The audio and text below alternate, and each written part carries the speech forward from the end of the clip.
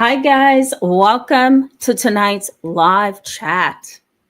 Hope you guys are doing okay, enjoying your Saturday. Good to see you. I don't see anything wrong on my side, and that is a first.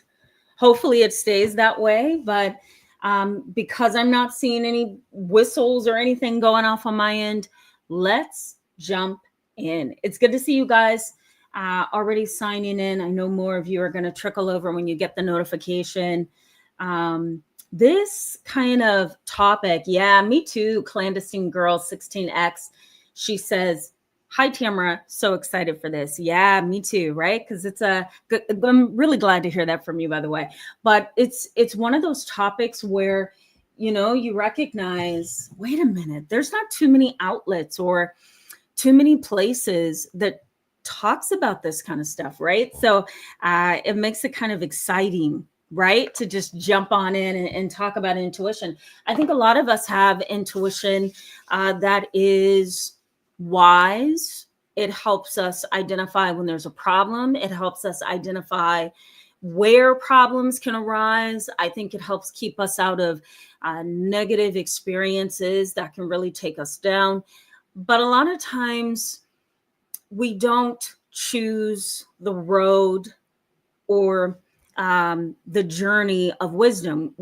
For some reason, not all of us, but for some reason, most human beings lean more towards, I'm going to go with what I'm seeing. I'm going to go with what I'm hearing. I'm going to go with what I'm experiencing.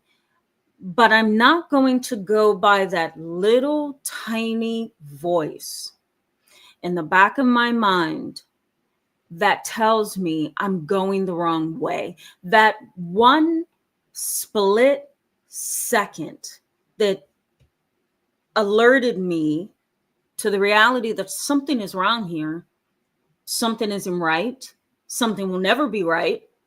I don't yield to that.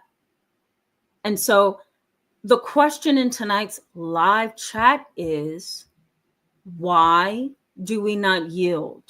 Not always, but the majority of the time, why don't we yield to that one warning that is almost like a whisper? You hear the loud part of the scenario. In other words, maybe you're looking at how that other person is looking at you or talking to you, what that other person says they like and don't like, or what they're about, what they're not about, their interests, their desires, their wants, their needs, right? Even if this is a family member, that social piece of them, right? You kind of go by how they look, how they dress, what they say, how they say it, when they say it, how they react to life. Like, you're looking at all of those external things that defines that other person's behavior and character. But that little small whisper in the back of your mind that tells you that something is off, we don't always yield to that. And I think a lot of us have experienced the pain of that. And some of us have, almost been on the brink of destruction because we keep ignoring that little small voice that's in the back of our mind that sounds like a whisper, but it's trying to warn us that something is off here. This is the kind of intuitive process we're talking about in tonight's live chat. Intuition is powerful. There's a lot of people that say, well, who listens to the gut? I don't think there's anything to it. Who listens to intuition? I don't think there's anything to that. What about those times you listened to your gut and you were wrong? What about those times when, you didn't listen to your gut and everything turned out just fine? And, when that happens, when I hear those things, I find myself saying, this is such a limited review of this, because life is like that, right? Sometimes you make good decisions. Sometimes you make bad decisions. Sometimes you make snap judgments that are correct, and other times you don't. Like, there's that trial and error process in all of life, right? That we exist in. So it's okay that maybe you went with your intuition one time and you failed, or something didn't turn out the way you thought. that doesn't mean that intuition is any less important because maybe you listened to your intuition at in the past and it didn't turn out to be what you thought. I think we really need to be careful with how we talk about intuition and what we understand about it. So I'm going to be highlighting that in tonight's live chat. Now, before I go to the chat box, because I want to ask you guys some things just to kind of help this conversation get started a little bit. Before I start delving into some of the terminology, let me just say that there was a researcher. Her name is Jennifer Tantia. And in 2014, she did an article on the intuitive process in human beings, right? So how do we arrive at conclusions? How do we engage in our lives just by going by our gut feeling, you know? And so Jennifer says this. She says the body processes information. The body processes information even when the mind can't name it. And that is so very true. So I'm going to repeat that. She says the body processes information even when the mind cannot name it. And I've been in situations, and I know you guys probably have too. I've been in situations where I'm in the presence of another person, and for some reason, I'm processing on the inside of me. It's almost like I'm split in two. One side of me is there engaging with you and talking with you and trying to understand you and trying to embrace you and hear you out and be support or be a listening ear. So that's one side of me, right? That's the visual person. That's the vision that you see of me. I'm there with you. I'm listening to you. I'm giving you eye contact. I'm part of the conversation. But then there's another split side of me. And tell me if this is you guys as well. There's another side of me where I feel this dialogue on the inside, and it says, don't share that. Don't say that. Maybe this isn't the right time. If you share that, then they're going to, say this, or they're going to believe this about you. Don't hold that back. Don't give that information. Don't speak right now. Let them keep talking. It's almost like this internal dialogue. And I think most people have it. Some people have it. It's louder than in others. Because again, some people just feel like, who cares about the gut? So it's almost like intuition becomes a whisper for them. But for those of us who are really tuned in, it's really hard to exist in a world where externally you're being called on to engage with other people in a certain way, but internally you're sensing all these things that's wrong. I'm trying to think of an example of this. So maybe I'll put it this way. Psychotherapy, I'll give you a professional example first. Psychotherapy is really a process of science and art. Science and art. For those of you who are not therapists and you don't know, it is a process of science and art. So we have to be able to understand the theory. That's what I sell you guys on this channel all the time. Theory. We're engaging in theory all the time. We're talking, we're examining, we're stretching, we're mending, we're molding, we're healing, right? So that's all the theory. So psychology is all theory in most areas, right?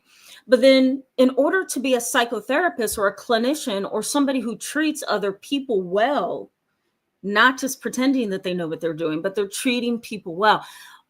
Aside from the science is the art.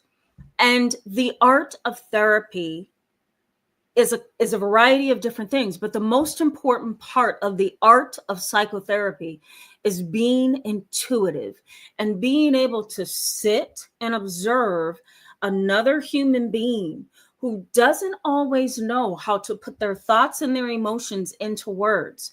And so all some people who come to therapy can do is sit in front of you and hope that you understand and hope that your experience is vast enough to be able to identify their needs, understand their needs, and then help them manage their needs, And so when a client is talking to me, I'm not only listening to the words they are saying, I'm not only looking for patterns and behaviors and different areas that could be a cyclic problem like substance abuse or addiction, things like that. That is the science, right? The art of psychotherapy is now I'm listening to the undertone of how you're pronouncing things, how you're giving me examples, what part of the story you start and end at, how you kind of pause and then you breathe again and you pause and then you go back, and how you're processing. That's all the art of psychotherapy. And that's a lot of intuition for a clinician to have to manage, right? Because I have to be able to say at the end of that therapy session, okay, here's all the data. So I've got a clinical note, I've got an insurance claim. Okay, I'm able to create these treatment goals with the client and try to schedule a certain duration of time that we need to engage in certain things so we can achieve those goals. That's all the science. The art is, what didn't that person say to me? What part of this have they left out? Why have they left that out? What did I intuitively, emotionally, psychologically sense from my new client, or even my continual ones, And so that's the art. That's the art of intuition. It's, how do I get beneath the surface? This is for all of you, not just therapists. How do I get beneath the surface? And how do I manage what is not being said? How do I manage what is not being said? How do I manage what is not so easily seen? How do I embrace what I think is the big elephant in the room or the big problem? How do I manage this? And so the psychology of intuition is pretty interesting. So I love that definition, that the body processes intuition even when the mind cannot name it. The other piece of intuition, and this is for me personally, and maybe for some of you, so I'm going to share this. The other piece of intuition for me is this, that I truly believe that I have to walk by faith, whether that's in my personal life or my professional life. And for me, God is the most important piece of the puzzle for me. That my intuition is dependent upon what God reveals to me. Boom. That is my belief system. It's worked for me. I love it. I continue to hold on to it, and it keeps me sharp, But there are other ways too. And so I'm going to go through that throughout tonight's live chat. But here's the definition of intuition. And I want to ask you guys something in just a second. Intuition is defined as the ability to understand or know without conscious reasoning. So intuition, I'm going to put it in this box here. Intuition is the ability to know, right? It's the ability to know and understand without conscious. What did I say, guys? Without conscious reasoning. Did I say reasoning? Yeah, reasoning. Okay, so that is intuition. Okay, intuition is the ability to know and understand without constant reasoning. And what that says is it's an instinctual process. It's an instinct. And some people have it really well and other people do not. But it's an instinctual process. It's a spiritual process. It's a dual process. And we're going to talk about that in just a second. When we are dealing with relationships and we are dealing with toxic, dysfunctional relationship and family dynamics, intuition plays a major part, right? And honestly, I truly believe, and I could be wrong, I don't know the research on this, but I truly believe that as early as infancy, we are intuitive. We intuitively sense the world all around us. Like I talked about yesterday, there is a physiological and emotional connection between newborn and mom and dad. And so that kind of kickstarts the process of living life together. The infant, the baby, the young child develops their view of the world based on those early relationships with mom and dad, and based on what they have perceived in their little life, And that's why childhood trauma happens, because childhood trauma disrupts that process. But I truly believe that infants are intuitive. Babies are intuitive. Doesn't it kind of shock you when a baby can be silent in mom and dad's arms, and yet as soon as they get into the arms of a stranger, they're screaming their head off? you know Pets are the same way. Animals are the same way. I find animals extraordinarily intelligent. I think we don't give them enough props for how smart they are. But it's amazing how you can develop a close relationship with a dog. My mom grew up with a German Shepherd, the smartest dog ever. Her name was Duchess. Smart as a whip. Cute as a whip. Smart as a whip. And then she had puppies, because my mom tells me the story where Duchess ran off, and my uncle and my mom were looking around for Duchess, screaming her name, trying to find her. She never came home. Duchess came home pregnant. And my mom said that she had the cutest puppies, and the puppies were intelligent.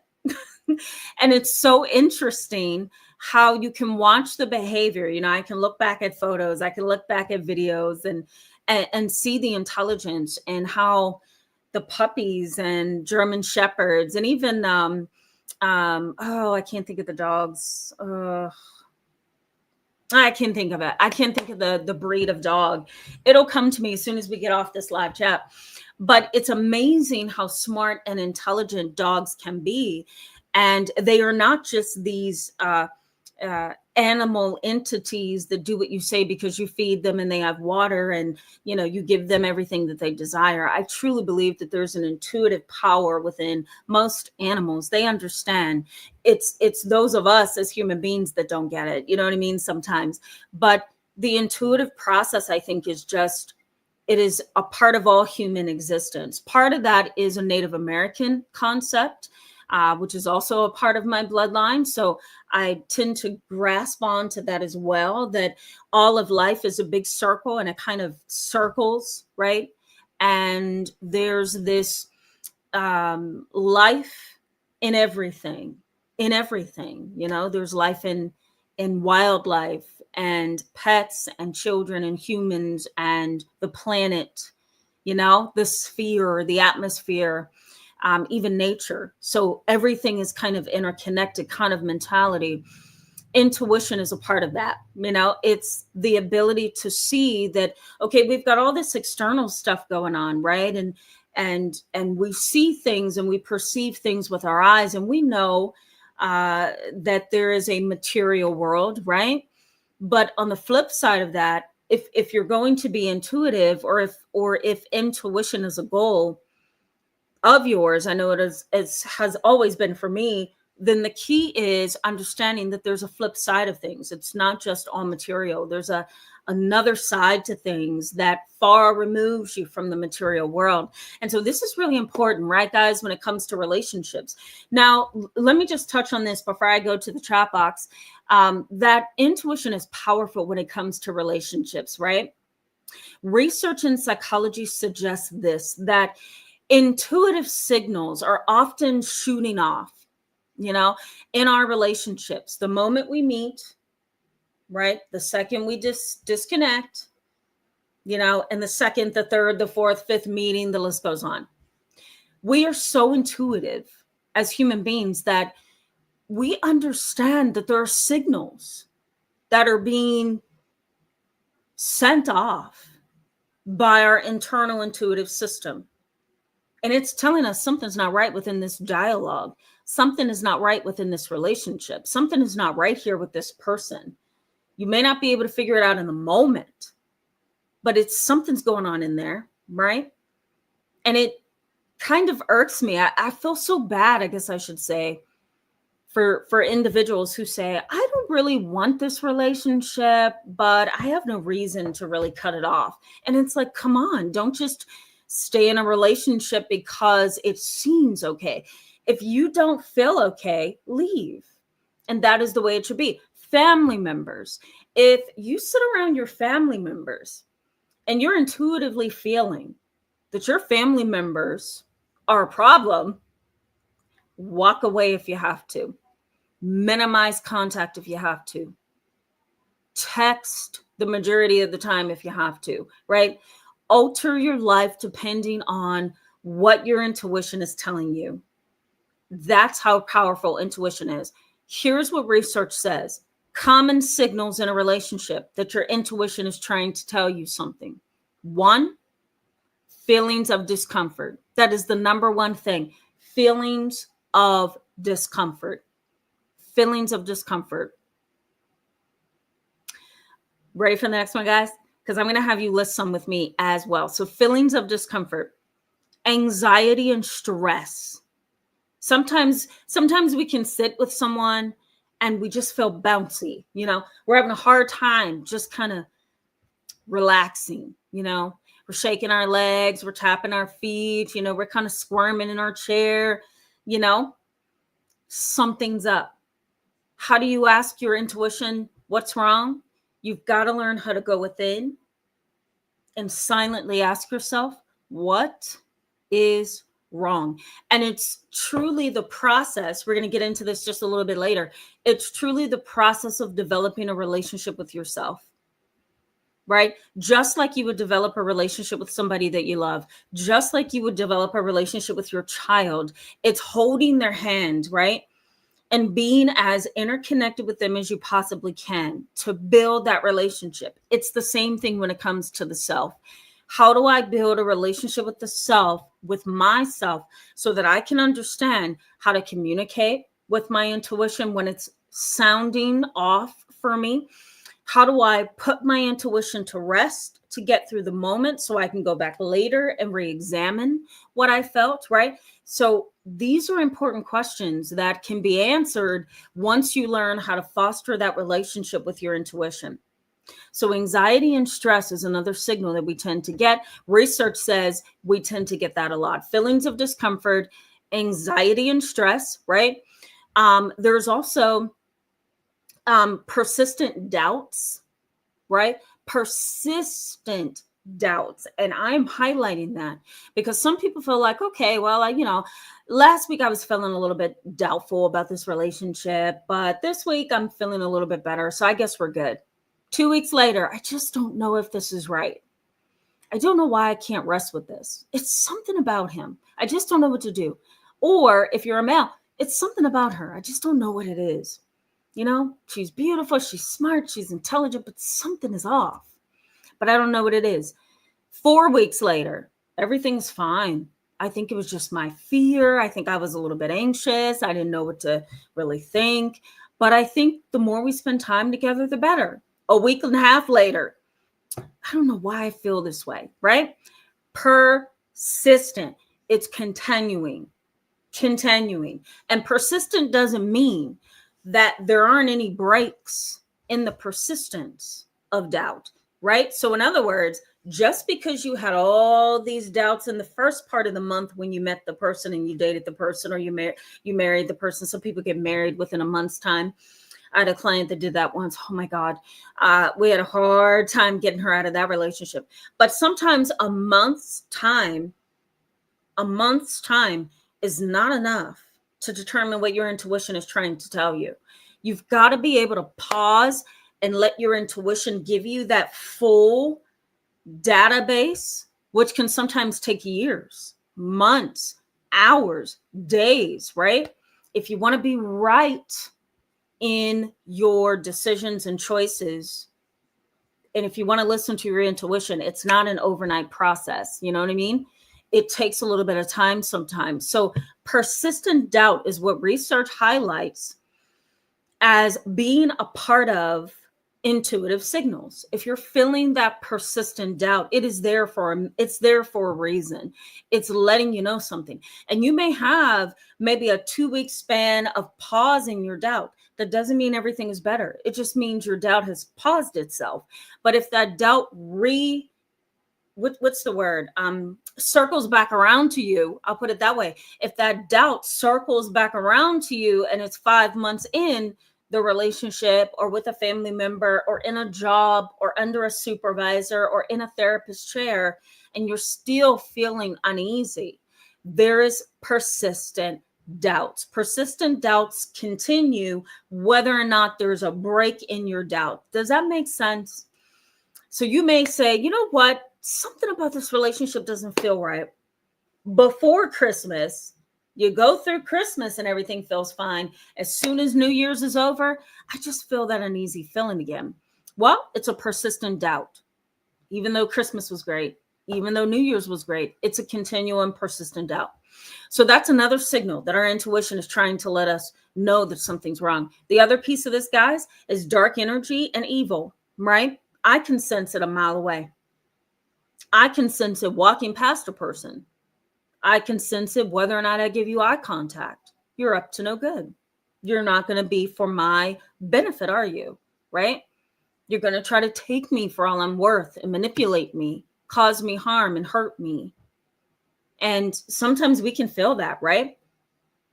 Even without giving eye contact, even without speaking to someone, And sometimes we can speak to people too with how we utilize our intuition. I'm the kind of person that if I sense your negative energy, darkness, troublemaking disposition from afar, you can believe that I'm not going to give you eye contact.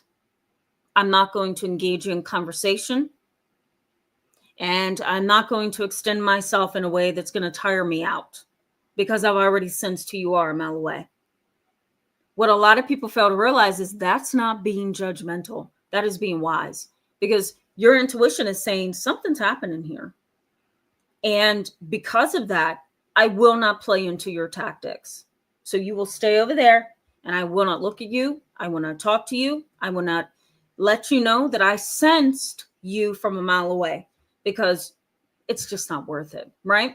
Not being judgmental, I'm yielding to my intuition. And we really have to figure that out, guys, right? How do we do that? Now, let me ask you. Yes, you're welcome. I think it's Chisera. Is that it? Hello and welcome to tonight's live chat, and welcome to the channel. I don't remember seeing you. It's good to see you. I just happened to look over and I saw this. And so I thought, yeah, let me say you're welcome. Good to see you tonight. Tell me in the chat box, guys, before I wrap up this portion of the chat and go to the chat box and welcome you. Tell me, what are signals that something is off in a person that you're around? What are the signals? For me, the signals would be, I'm going to put my signals. If you can type them in the chat box, let me know. How do you know something is off? What is a signal that you get when something is off? Whether that's with a friend, whether that's with a family, whether that's with your boss, a neighbor. What are your signals that something's off? I'm going to say my signals are, I'm going to share first. My signals are feeling down about life after speaking with someone. Okay, that's my signal. Another signal is while I am engaging with someone, I am believing I am not worthy or significant. That used to be a signal of mine. And I didn't know that at the time growing up. When I hit 18, 19, 20, my intuition was extraordinary to be my age. I was pretty mature. And I remember, studying abroad in college and meeting with a variety of professors on assignments and having an academic advisor. And my academic advisor was completely against me. She did not want me to succeed. She did not want me to excel in psychology. And she also worked behind the scenes to try to fail me. And the reason for that, I won't get into right now. I will just say the reason she was against me was I wrote a paper on intuition and she was an atheist. Okay. And she did not believe that intuition was a thing. And so I wrote a paper in her class on the power of intuition, existential intuition. And, my faith and what I see is a powerful dynamic there. And she absolutely hated it. She X'd up my paper, told me, this was not going to be a a paper that's going to be accepted in her class because it's about a theory that has nothing to do with science, which she was wrong. She really had a hard time. She had her own demons in a closet and her own trauma that she would talk to the class about. Unfortunately, she did not like my position on the power of intuition. So, I had this internalized feeling when I would talk to her as if I wasn't good at what I was saying, good at what I was researching and believing. It's almost like I started to doubt myself, and it was her negative, dark, evil energy. And I was kind of soaking that up at the time, and I didn't realize that. And I didn't realize that this isn't my voice. This isn't my level of confidence. This isn't me. Who is this that's in my mind telling me that I don't know what I'm talking about? And so I learned that my power was intuition, and I was picking up on her. So my signals are feeling down about life after speaking with someone. While I'm engaging with someone, I am believing I am not worthy or significant, right? I have this constant voice in my heart and mind. I'm going to read yours out loud too. Heart and mind that tells me something is off. I can't relax. I lose my authentic self. That was a thing for me when I was 18, 19, 20. Especially with this academic advisor that didn't want me to exceed. At the time, you're 18, 19, 20. You're trying to figure out who you are. So what did I do? Well, I tried to pull back on my spiritual understanding of intuition, and that was ignoring myself. And I didn't realize that, right? And another signal for me is, I'm trying to think of the other signal. Darn, I forgot it. Oh, I have to I feel I have to further inspect the person. Okay, there are my signals. Sometimes I'll have a conversation with a person, they'll walk away from me, and I will process that exchange. If it's a client, I will process and then reprocess. And then if I feel the need to delve into research on your character, your behavior, what you said, how you said it, your personality pathology, that is a red flag for me that there's something tricky and intricate about your character as a person. And that signal is telling me to do some research because I'm going to need it. All right, let me look at your signals. Okay, hold on, guys. You guys are awesome. All right, hold on. I'm going to read them out loud. Yeah. Mark Lee says defense stress in my body if something is wrong. Yes, I like that. Defense stress. Yes. Okay, that's Mark Lee. Tooth Sloth Jules. Hello and welcome. Good to see you, and welcome Mark Lee as well. Good to see you both. Tooth Sloth Jules says, I feel in my gut, stomach immediately upset. Yes, I agree with that. I've been there. Okay. Yeah, give it a think. Good to see you. Give it a think. Welcome to tonight's live chat. Give it a think says, I get a flash of a tingling, lightheaded feeling from dangerous people. Wow, that's interesting. Yeah.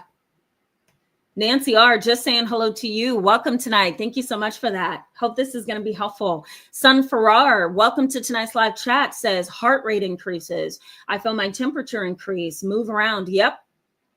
Yeah. I've noticed that too with certain clients. April, hello and welcome. Good to see you tonight. April says she brought your vibrational frequency down. Yes. Well said. Yeah. I love that. Yeah. Okay. Actually, Jovial, totally understand that. Totally understand that. April says bad juju. Yes. Totally get it. Leslie A, hello and welcome. Good to see you in tonight's live chat. She says, someone who does not listen and talks over you. Yep. Air Force to Civilian Chronicles, hello and welcome. Good to see you in tonight's live chat.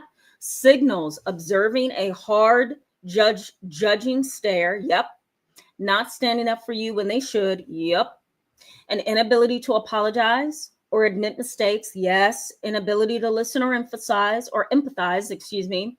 Yes. And feeling intentionally misunderstood. Yep. Love that. Absolutely. Let me make sure nobody else has mentioned.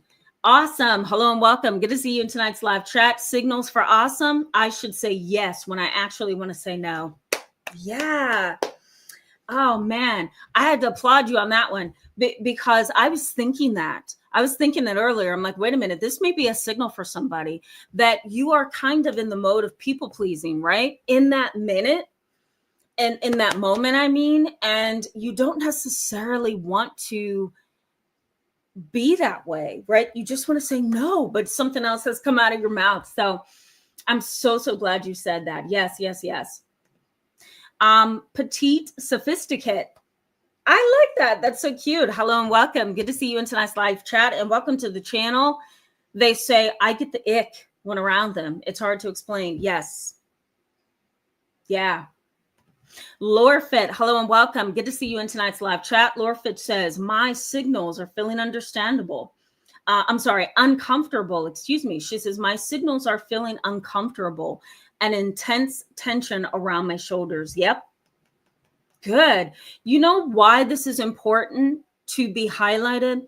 It is saying that we are self-aware, right? And we are being in an interesting way, we are being kind of self-evaluative. Is that a word? We are evaluating ourselves and we're able to see ourselves in that moment. And that is a really good sign. Christina Smith, hello and welcome. Good to see you in tonight's live chat. Christina Smith says your body posture. I pick up on your energy and how you made me feel. Absolutely. You walk away from them and you just have this feeling, right? And sometimes you can't make it out because the person visually looks a certain way. The person sounded a certain way. They engaged with you in conversation or cross paths with you and it seemed okay. But somewhere under the surface, something is getting you and it's, sounding this loud alarm. After you've said goodbye to that person, that is a really, really good signal that something is going wrong. Yes. Jazzy with the words, hello and welcome. Good to see you in tonight's live chat and welcome to the channel. Glad to see you. Jazzy with the words says, my signals are when I find myself overly concerned about them in a way that doesn't match the... Did you finish that? Ooh, I don't see you. Here we go. My signals are a strong sensation in my chest that feels uneasy, loss of appetite that not tied to health-related issues, and an increased need to isolate from the environment therein. Absolutely. Absolutely. Love that. 100%. Research in psychology highlights that when your intuition is at work, within a family, within a relationship, within a work site, with coworkers and your boss, your lack of appetite in that environment is saying you are not comfortable. You don't feel relaxed enough, comfortable enough, accepted enough to want to sit down and eat, right? Eating is kind of like a vulnerable place to be, right? Just like sleeping is a little bit of a vulnerable place to be. And some people rather just maintain that stoic, almost robotic demeanor because they feel uptight, tense, or defensive. And so no, they're not going to want to eat. So the loss of appetite is huge. So glad you mentioned that. Axe to Edge, hello and welcome. Good to see you in tonight's live chat. Axe to Edge says, their signals is with evil, dark energy carriers, I go into a fight mode inwardly. Excuse me, I'm reading it too fast. So Axe to Edge says, I go into a fight mode inwardly. Even if not a word was said, this is when the discernment has kicked in. Yeah, that's superb, right? because your radars within you, so your internalized radars are actually scanning the environment, and you're trying to pick up on what's going on before your mind can actually catch up to you. Like Jennifer Tantia said in her 2014 article, the body processes information even when the mind cannot name it. So you may not be able to name that which is in front of you, but your body and your soul and your spirit has already picked up on what's happening, right? Anytime I am invited to a conference to be a speaker, or I'm at a workshop or something where there's a large number of people, I find myself scanning the room. And it's almost like there's this vibrant, what's the word I'm looking for?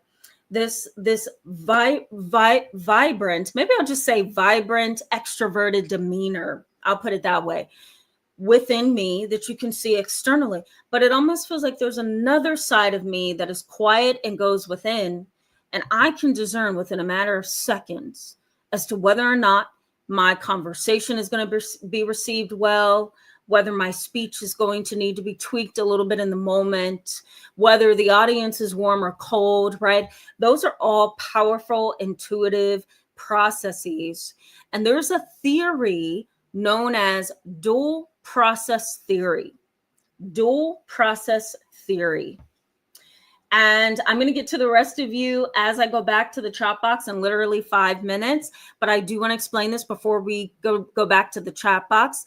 Dual process theory. It says that there are two avenues of thinking that influences intuition. One is intuitive thinking. Second one is analytical thinking. This is the dual process theory. So I'm going to put this in the chat box. Dual process theory, okay, says there are two avenues for intuition. Okay, one is intuitive thinking, and the other is analytical thinking. So I'm going to break these down. Intuitive thinking, split-minute decisions, automatic decisions. This is intuitive thinking. Automatic decisions, split-second decisions, right? Often unconscious. It's somewhere in your subconscious, right? It's a gut feeling, and it's often useful for quick decisions, Let's say, for example, you see your boss coming down the hall. He's upset. He looks irritable. He's angry. He's not feeling so good about life. He's feeling kind of overwhelmed. He really doesn't like how, some of his workers don't listen to him. You're coming in trying to get ready for the workday. You're walking down the hall and you see him coming down the hall, exhaling, he's kind of talking under his breath. He's angry. Intuitive thinking is this, that either I'm going to continue to walk down this hall with him, run into him, and possibly get my head bit off at 8 a.m. in the morning, or I'm going to turn down this hallway and go into the bathroom and let him pass me by. Split-second decision, right? Automatic, unconscious, it's this gut feeling, this gut reaction. You better do it now or be sorry. That's intuitive thinking. Analytical thinking is also intuitive, but it's a little slower of a process, meaning that there's a lot of pausing to try to process how you feel and think about something, right? There is this, what's the word I'm looking for? This analytical reasoning that happens. You're really leaning on your logic.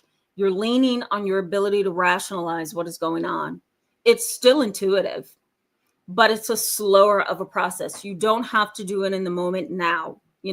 Maybe you cross paths with your boss in the hallway and you pause and he says, "Did you get the report on my table yet, on my desk?" And you may say, "No, but I was headed to my office now so that I can go ahead and get that to you. I did some extra work on it last night." And your boss may say, "Okay, good to know. When's the earliest you can get it to me?" And analytical thinking is you say, what happens if I say I won't get it to you until the end of the day? You know, what's going to happen to me if I tell you that you're going to have to wait a few hours? Or should I just tell you I'm going to get it to you in the next 20 minutes? So you've got to make that decision, right? So you decide to say, I'm going to get it to you as soon as I get unraveled and I sit down, and I'm going to email it to you. Your boss may say, okay, thanks so much. See you at lunch, and walk away from you. Analytical thinking says, okay, what just happened? What does he really want from me? Is he being irritable and being too strict on me today? And do I need to just kind of soften the blow, you know, by doing some nice things for him today? Analytical thinking, intuitive thinking. Okay. It's a lot, right, guys? One last thing before I go to the chat box and kind of engage you a little bit.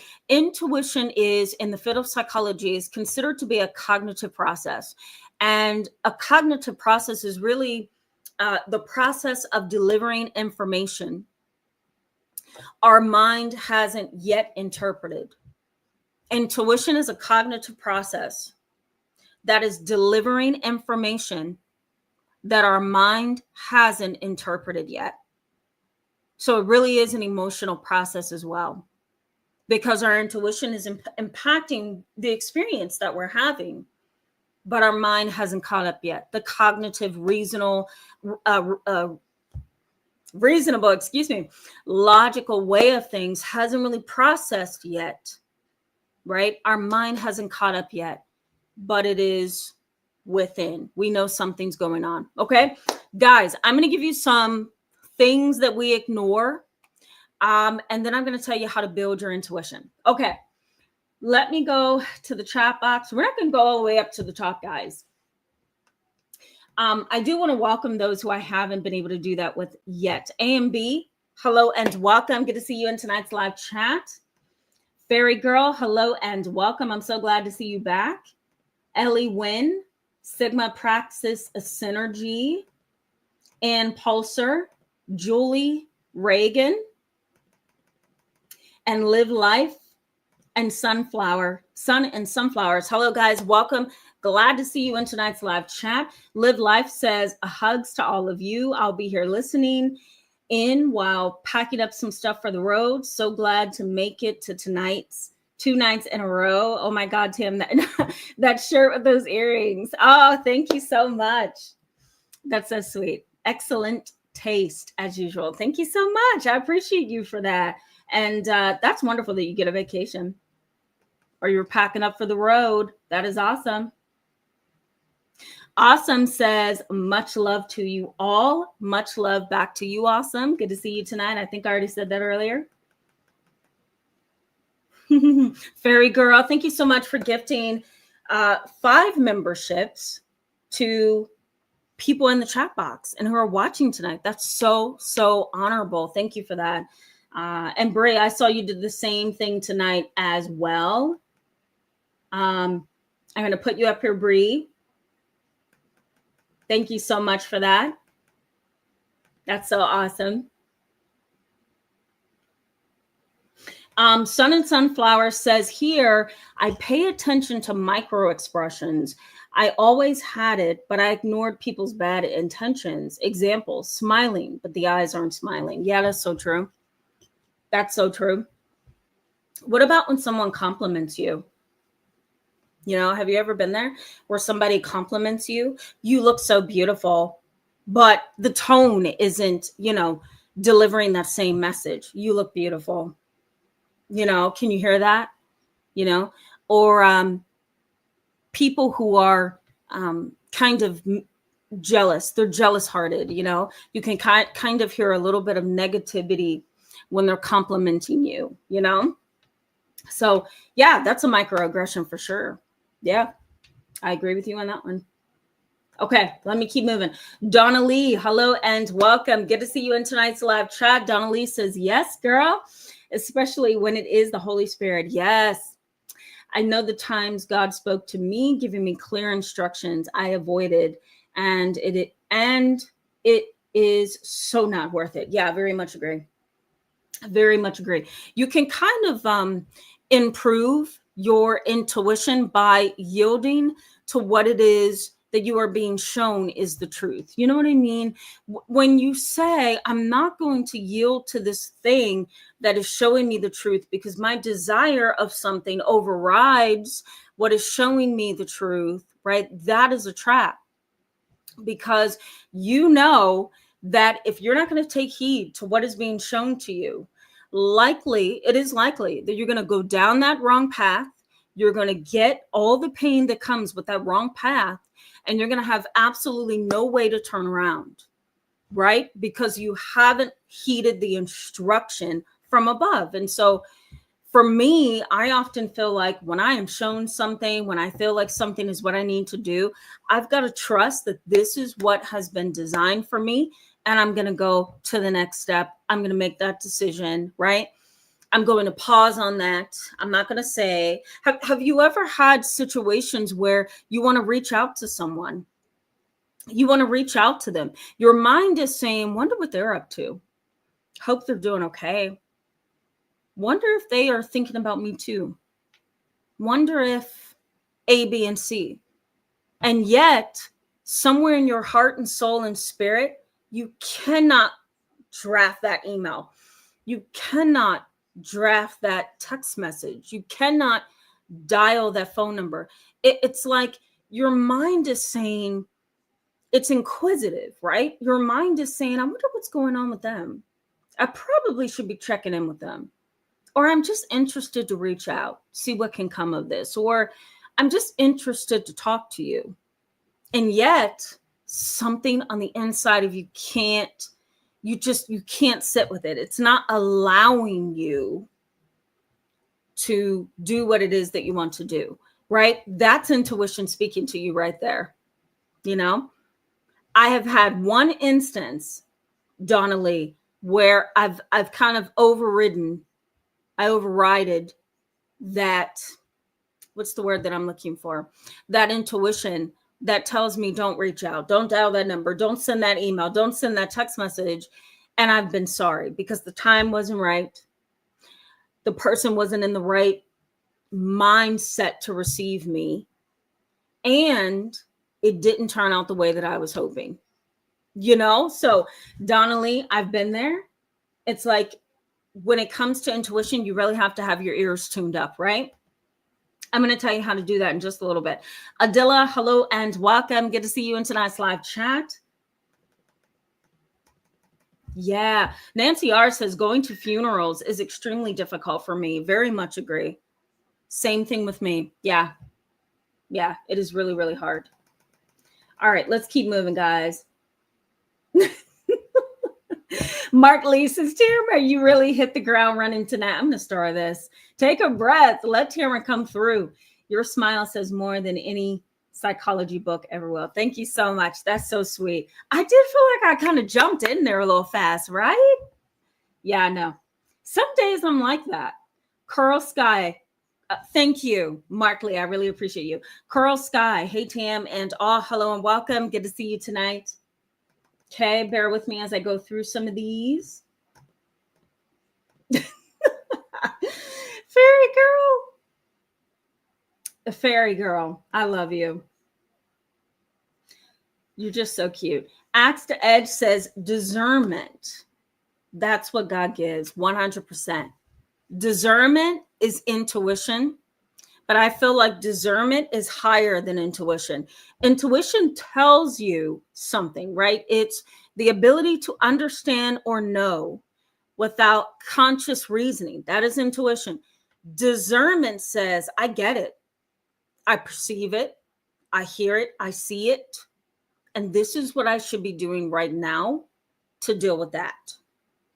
To me, discernment is above intuition, but you guys tell me what you think. You tell me. MS, hello and welcome. Good to see you in tonight's live chat. MS says, man, am I taking notes tonight? Tamara, I adore you. Love this topic. You look so beautiful. Thank you so much for that. That's so sweet. And I adore you guys too, all of you. When I was doing a little bit of research for this topic tonight, I'm like, yeah, they're going to love this one. So Good to see you. I hope this is going to be very, very helpful. Scorpio Bird, hello and welcome to the channel. Good to see you in tonight's live chat. Scorpio Bird says, can someone gaslight you out of your intuitions? 100%. That's an excellent question. Yes, they can. Here's what happens. You're sensing something from them that's not right. You're sensing that they have a dark spirit, or they're manipulative, or this is a callous sociopath. This is a narcissist who's self-centered and thinks they're better than everybody else, right? If you sense that and you kind of, share your concerns with that other person, can they minimize how you're feeling and seeing intuitively to continue to engage you in the relationship? 100%. Let's say, for example, your dad is a psychopath. He's cold, he's callous, he's unconcerned about anything, totally unbothered by other people's pain. He has no empathy. He has no ability to reason. He likes to fight. He's a bully. Tons of road rage, anger, and hostility. That's your dad. That's how you summarize your dad. You may say to your dad, Dad, you are angry. And I can remember your anger when I was 5, and all throughout my development, you were angry. You're just an angry person. And your dad may turn on you and switch and say, I'm passionate. I'm not angry. I think you misunderstood that. You were just a kid anyway. What did you know? I am passionate. I'm not angry. I'm passionate. And there's a difference. Gaslight, right? You know your dad. You feel on the inside, based on your own intuition, that something is off here with your dad, right? But has he gaslit you? 100%. He says you misunderstood. You were a child. How would you really know? You don't know much. I'm not hostile. I'm passionate. It's a word play too sometimes. So yes, 100%. I see it in family sessions all the time. All the time. Dr. Right Life, I'm going to put your comment up here. Hello and welcome. Glad to see you in tonight's live chat. Okay, we're going to keep moving. Clandestine girl, 16X. Yes, Duchess came home pregnant. She did. I don't know how. And Mess also thought that was funny. She did. And I don't know how. My uncle was the caretaker, okay? And I think he was just totally irresponsible. I'm going to blame him. I dare not blame my mother. I'm going to blame him. So, yes. Okay, let me keep moving, guys. Dawn 1, hello and welcome. Good to see you in tonight's live chat. Always glad to see you. Hope you're doing well.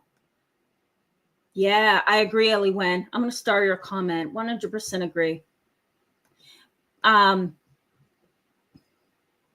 Yeah, Fairy Girl, I'm going to star this. This is good. Fairy Girl says, high frequencies exist, but our ears do not or don't detect it as well. Yeah, very much agree. Well said.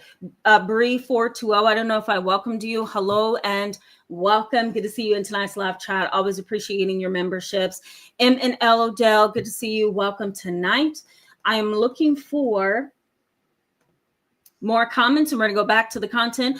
Awesome asked me the question, how do we minimize contact if we live with the family member? Absolutely. There is really no way to do that. What you can do, a little at a time, not all at once, because they're going to sense the shift and the change, and it's going to create some, uncomfortability.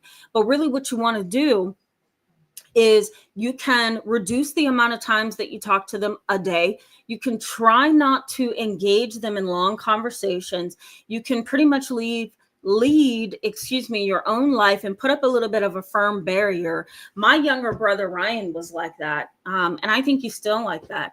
Growing up, I just remember him putting up this firm boundary. He hit like 10, 11, 12, and he was literally closing and locking his bedroom door.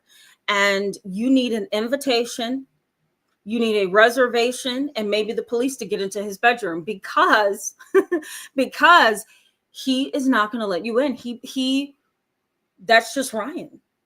He put up this firm wall, and you're not going to get in the same house as me and my other brother as we're growing up, my mom, other extended family, friends.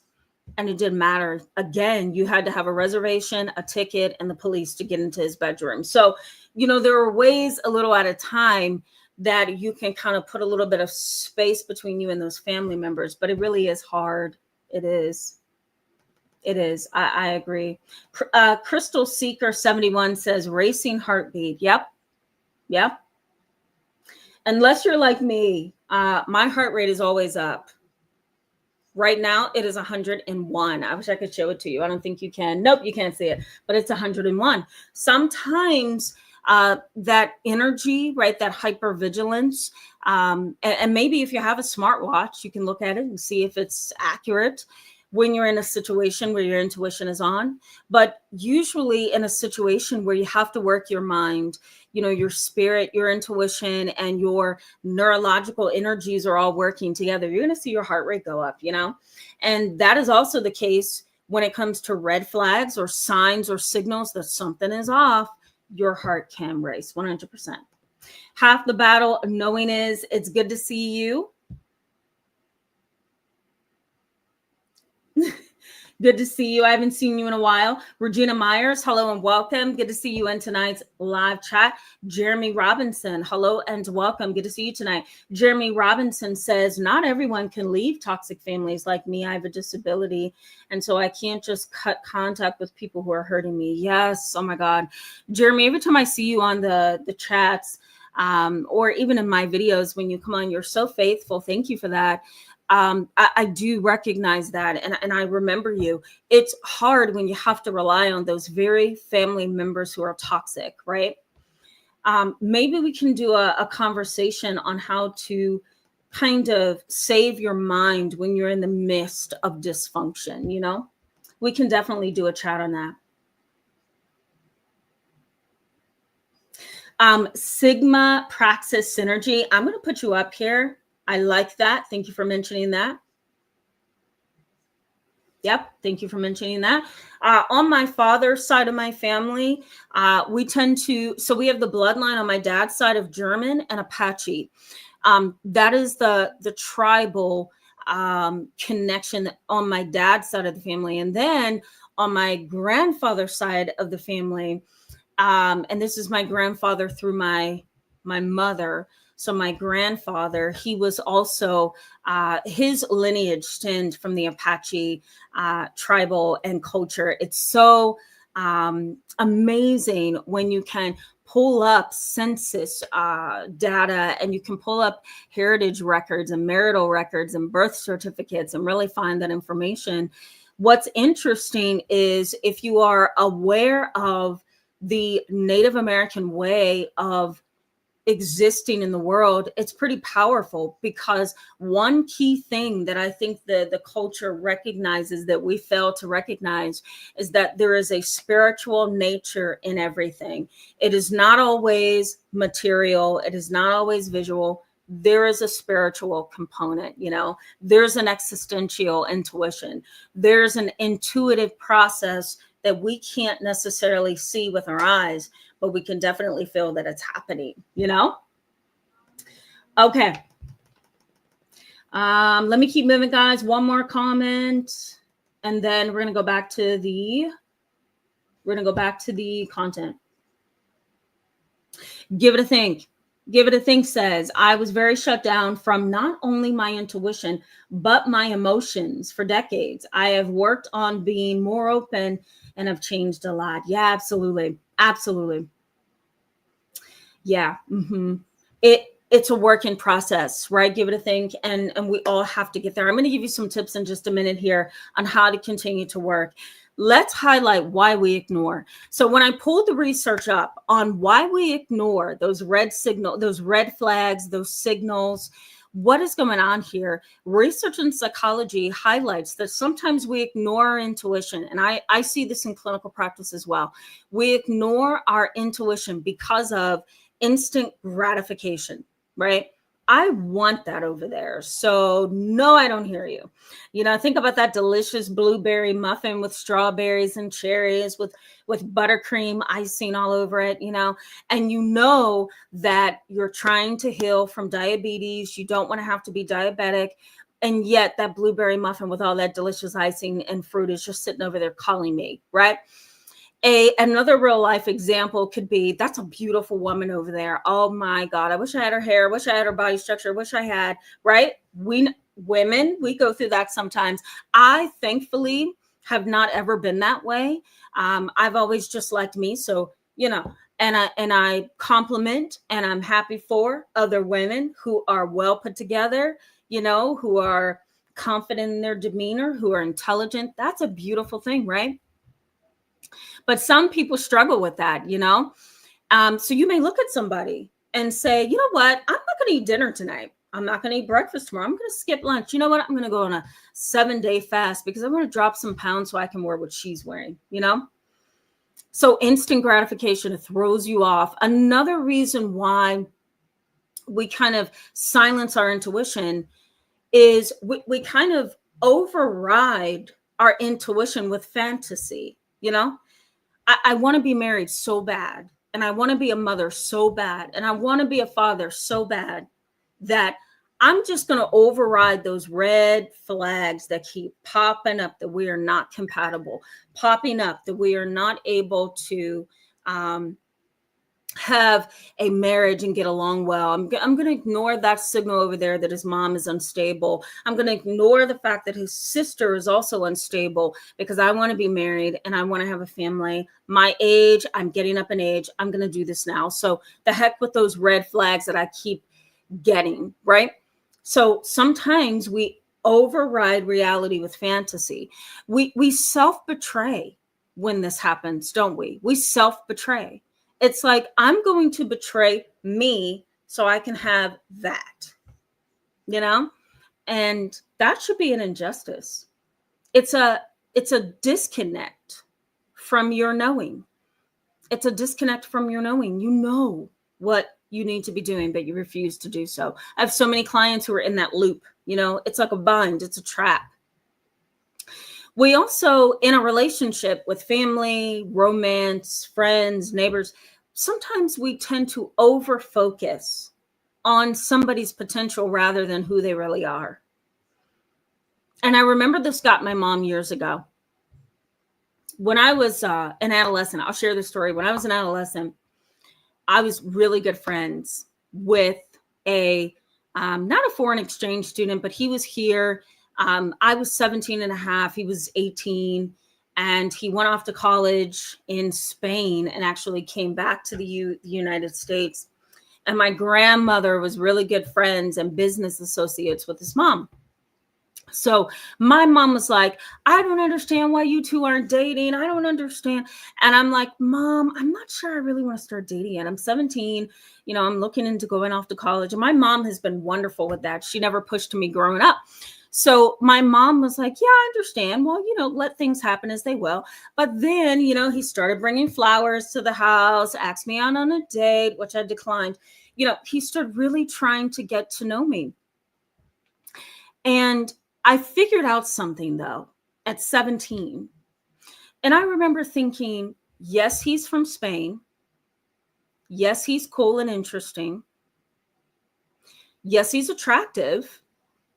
And he's really smart. But there was something I couldn't put my finger on. And I just couldn't get comfortable with him. And I talked to my mom about it. And I says, Mom, I don't really know what to think. And my mom's like, pray about it. Pray about it. Don't do anything. Don't make a move. Pray about it. And so I did that. And when I turned 18, so many months later, I realized that I and my mom we were both focused on his potential rather than who he really was. And who he really was sneaky, calculative, manipulative, self-centered, right? And in some ways, rather narcissistic, But thank God I listened to my intuition. Thank God I prayed about it, because I could have been in a terrible situation with him. You know what I mean? So sometimes we override our intuition with looking at somebody's potential, who they can be, who they could become. If they just grew up, this is who they would become. If they stop doing this, this is who they could become. We're focused on their potential. rather than the truth of who they are. And that is a terrible mistake, right? That is a terrible mistake. So in a sense, we're overriding our rational and logical and intuitive system just because of how something looks. You know what I mean? Social conditioning. Social conditioning is another thing. You know, society kind of conditions us to see things a certain way. And conditioning, you know, think about conditioning your hair. You know, what do you do when you're conditioning your hair? Well, you take that conditioner through your hair, you rake it through, right? For those curly girls of mine, you know, of my hair type, you rake your fingers through your hair with conditioner. Sometimes you get a little bit of shower water and you keep raking, right. Then you smooth, right? Sometimes you add a little bit more conditioner, smooth some more. That is a psychological process that we go through, right? Social conditioning. Society has conditioned us to believe that if A, B, and C are correct, then D, E, and F is also correct. You know what I mean? So social conditioning says that we have to look at human beings in this particular way. And if we see them and they seem okay, and they're doing what an honorable person in society would do, they're working, they're focused, they're kind, they're respectful, they must be okay, right? Social conditioning has conditioned us. And so, unfortunately, we can't utilize our intuition if we're leaning on social conditioning, right? There's often an emotional disconnect. And we tend to go with the zeitgeist, which is another way to say the spirit of the times, right? Every year, our society switches. Every year, you know, New Year's Day for me is not get up and party and have a great time. New Year's for me is, oh my God, what is on its way? Right? For those of you who are like me, and everybody's celebrating New Year's and dancing and being excited. And I'm sitting there thinking, what is going to happen this year? I'm going to try to be positive. I'm going to balance it out, though. And I'm not sure what to expect. You know what I mean? So the spirit of the times, we tend to go with that. We tend to go with the zeitgeist. We tend to emotionally detach, and it detaches us from our intuition. So how do we rebuild this, right? Because if social conditioning is major, how do we build this? How do we get out of this mindset? How do we start embracing our intuition? Number one thing is you want to strive, and this is what research is showing. This is what I've seen clinically. You want to strive to improve your decision making.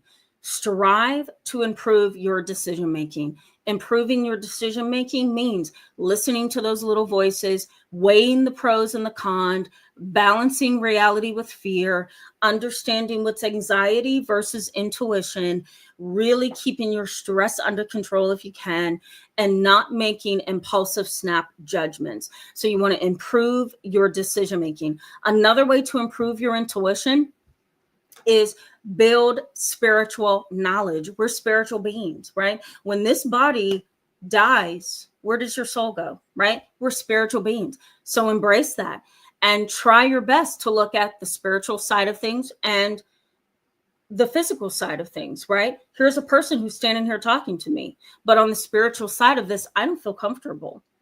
Yield to that, listen to that, give in to that sometimes, and see how it works for you. Intuition is tricky because sometimes you can make that decision to not go any further with a person, not engage with a certain family member, go no contact. You can put up a boundary intuitively, and it seems in the moment to have been a bad decision. But just you wait, because down the line, you may see that person on the news. There was a massacre or a shooting or a burglary, you know, or that person is a cheater, or he's, you know, insecure and jealous hearted, or, you know, something bad that you wouldn't want to be a part of may happen down the line. So even if in the moment you acted on your intuition and it seems like a mistake, try not to see it that way, because down the line, you may recognize and be able to look back and say, I'm so glad I yielded to my discernment, to my intuition. You know what I mean? Engage in active listening. There's only one way to understand what is before you, and that's to listen. I notice that sometimes when clients come into therapy, they are so chatty and verbose sometimes that they're not listening. They come to talk, they come to unload, but they don't listen. And so, how are we going to shift your reality? How are we going to change you and help you grow if you do the talking and never the listening? So, active listening is key, right? And that's a practice. You have to build that muscle of listening. So, really, what you want to do, guys, is practice active listening. How do you do that? Listen. The next time somebody talks, try to recite what they said to you back in your own mind. Somebody says to you, I just had a really, really tough week. And I don't know why I feel like this.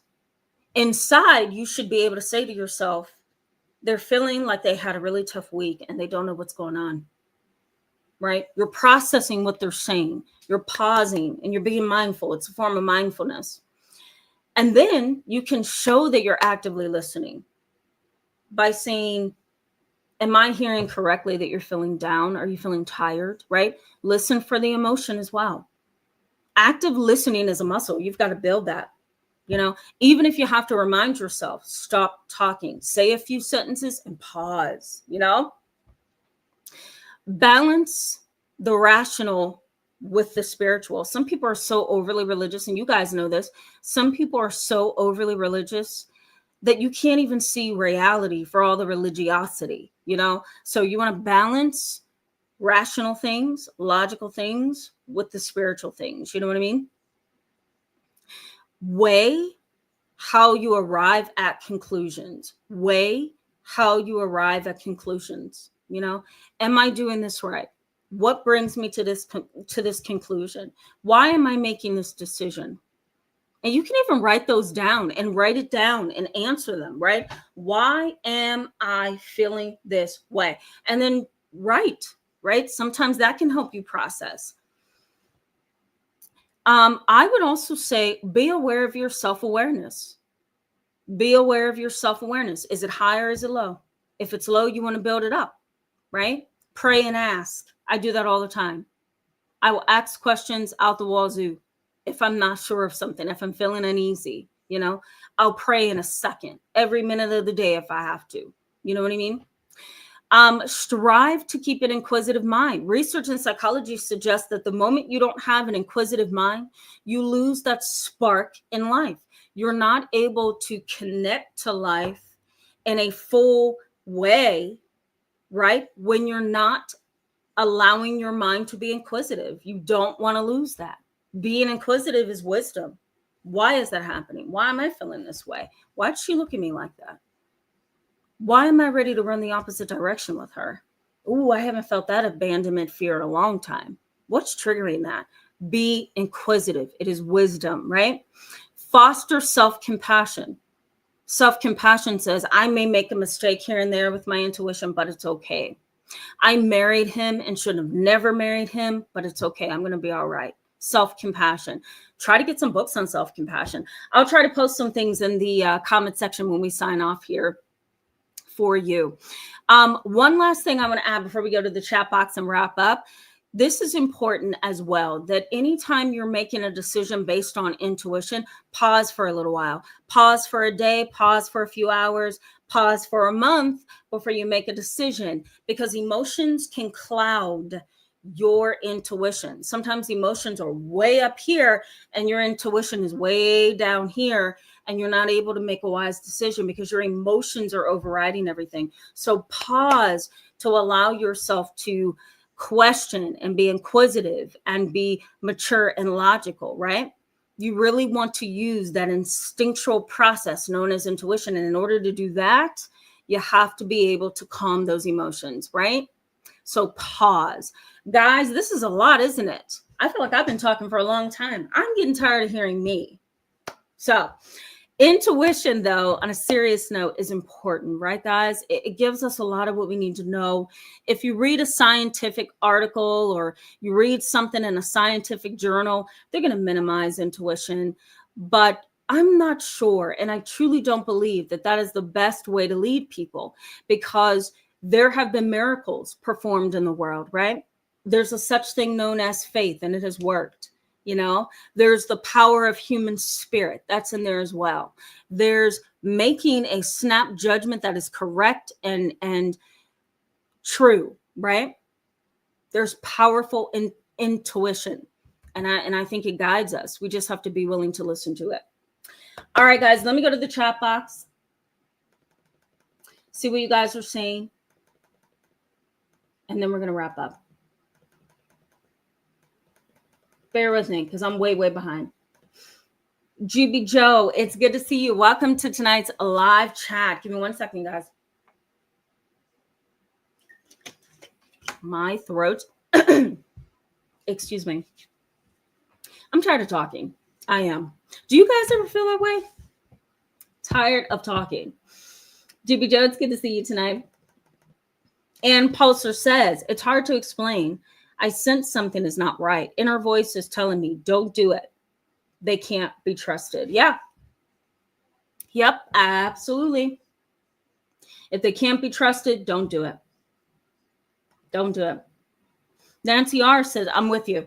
Nancy R says, Tamara, is there a difference between intuition and or the title clairsentient? Ooh, I'm not sure, Nancy R. I'm not sure. I'm going to have to do my research on that one. What do you guys think? Is there a difference between the two? What do you think? I don't know. I don't think there is. But I'm going to do my research. And I'll post it. I'll post it. Yeah, I'll post it. Let me take a picture of that with my phone, Nancy R. And I will post it in the members only area. Or I will post it in the community section. Okay. There we go. I got it on my phone. I'm considering opening up a community tab on my channel where members can communicate. They can post their own things. They can share their insights. They can post questions. It's a place for you guys to engage when you're not with me. So I may post it there. So just stay tuned for that. That was a great question, Nancy R. Okay.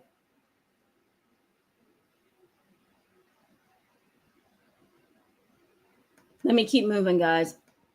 Bear with me. I'm like losing where I'm supposed to be. Come on, YouTube.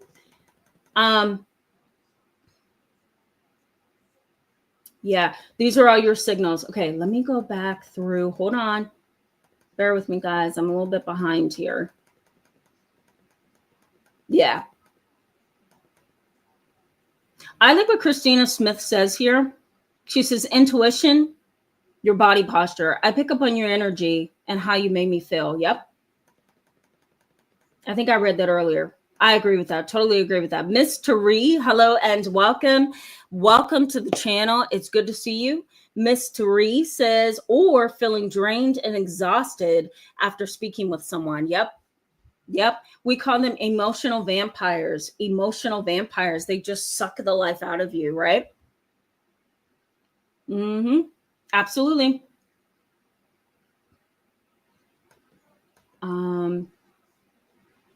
Yeah. Water Otter. Oh my goodness. Welcome to the chat tonight. Good to see you.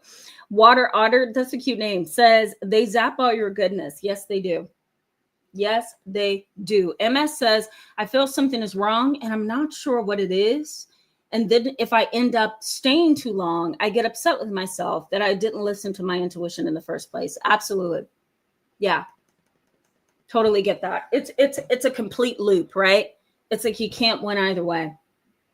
Kim Matthew, good to see you in tonight's live chat. Glad to see you back.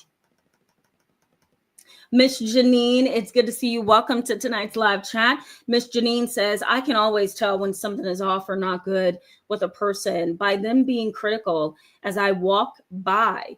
A look of disgust on their face or threats of violence. My heart beats fast. Yeah, absolutely. Keep in mind that intuition functions on fight or flight mode. So fight or flight mode is kicking you into action. Either you're going to stay there and listen to your intuition, or you're going to run off and ignore your intuition and try to make the situation work. You know what I mean? Intuition that is not listened to is going to possibly be a problem down the road, because maybe that intuition in that fight or flight mode moment was trying to tell you something and you didn't listen. You know what I mean? So keep in mind that when your intuition is signaling something is off, that's fight or flight mode. Imani Still, hello and welcome. Good to see you tonight. Imani Still says stomach turning, feeling anxious. Yep, absolutely. Yes, MNL Odell says, I usually find myself checking for the exits when they are around. Yeah. Yep, these are all signals from intuition. Yeah. Air Force to Civilian Chronicle says the air becomes thick. There's a tension in the air. A negative energy with a magnetic force comes over me. These are without the other person saying a word. Yeah. Doesn't shock me at all. Nope. Good to see this. You guys are well aware. Well aware. Joe Martinez, hello and welcome. Good to see you in tonight's live chat. The definition of toxic, I don't know. Does that have anything to do with this conversation? Probably not. If you post it in the comments section, I can answer it. I don't want to get too far off because we're on our way to sign off.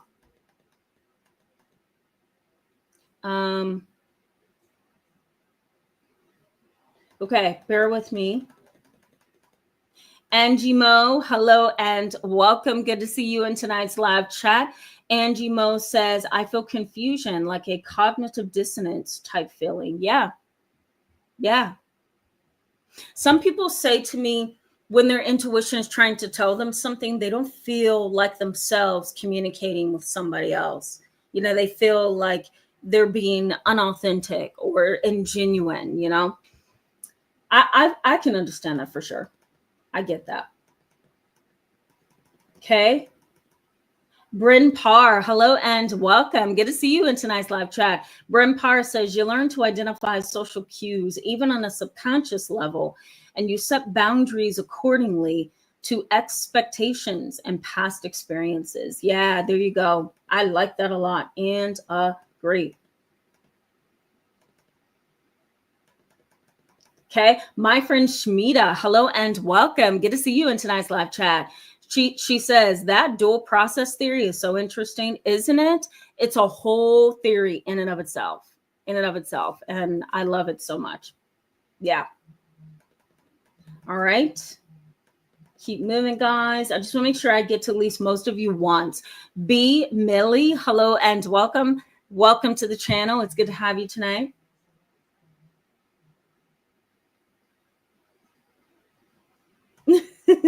Joe, I'm really glad to hear that. I'm so glad to hear that. Yeah. A and B says, and thank you for tuning in, Joe, while you're at work. Awesome. A and B, I became very focused and centered. I take in every subtle, nonverbal, and verbal message from the problematic person. Yep. Love that. Love that. I agree. Okay, just making sure I haven't missed anyone. I think I got most of you. Lori, hello. Glad to see you in tonight's live chat. Welcome. T Bunny Shy, it's good to see you, my friend. Welcome back tonight. T Bunny Shy says, the spirit of discernment is a blessing, but sometimes I don't want to know what's going on. I know, right? I agree. Your intuition and discernment is just screaming at you, right? And you're like, no, I don't want to know that they have just, burglarized somebody's home and is now trying to take me out. You know what I mean? Or no, I don't want to know. I don't want to know what is going on in your personal life. Just leave me alone. Because if I know what's going on in your personal life, I might not be comfortable with you in mine. You know what I mean? So I totally get you. Totally get you. Linnell, Vital. Hello and welcome to the channel. It's good to see you. I hope I said that correct. It's good to have you tonight. Guys, we're inching up on 9:04 p.m. Eastern time. So 2 more comments and we're going to sign off. Clandestine Girl 16X says, Tamara, would this gut feeling happen in the presence of a sociopath? Like that stare thing, that stare that they do? I would say yes, your intuition will go off when you're in the face of a sociopath. Now, this is tricky, and here's why it's tricky. For a therapist who is well-versed, well-trained, well-exposed, has expertise and experience, right? They can spot a sociopath a mile away. They don't need to question and doubt and kind of fumble around while they're trying to figure out who is this person. That is a layman kind of a thing that happens with human beings who are not in the field of psychology. You know, they kind of, well, this is what they did and this is what this means. If this is what is going on here, that is going on there, right? If they're mean and cold, they're a sociopath, right? You know, I've also had people say to me, even in therapy, well, my husband's a sociopath. And I'll say, how so? And they'll say, well, he's cold. Okay, so is a narcissist. He's strategic and methodical and he knows how to lie. He's a pathological liar. Okay, so are narcissists, you know, and the client will give me all these different things they think is a sociopath. And by the end of it, I'm giving them a totally different label for their husband. You know what I mean? So for people who don't study psychology, it's going to be difficult for those alarm bells to go off sometimes when a sociopath is standing right in front of you. Why? Because also, sociopaths know what you want. Have you ever read the book Sociopath Next Door? I think her name is Susan. Hold on, because you guys may want to get this book. I'm going to give it to you. Then we're going to sign off. The Sociopath Next Door book. Martha Stout. Sorry, guys. Martha Stout. You can get it on Audible, too. For $14, but it's Martha Stout, The Sociopath Next Door. And what she shows in this book is an important key factor that sociopaths know. They tend to be emotionally intelligent.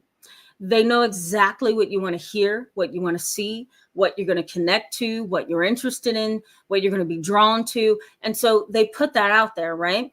And sometimes they're such an expert at being a sociopath that they will put that out there, right? And you're going to be fooled. It's going to be hard for you to override all the things they're giving you, right? Because sometimes it feels like love bombing too.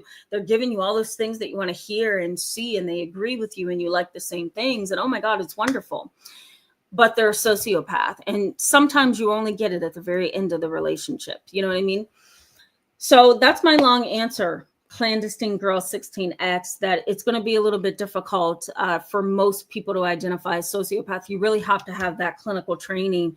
But then sometimes, depending on who that sociopath is, you may get it. You know, it just might be a little bit more difficult. Okay. Lori, thank you so much for this. Lori says, Tamara, I really wish you were my therapist. I haven't found one recently, but I do need to go again. It's hard starting over. Isn't it hard starting over? I totally get you.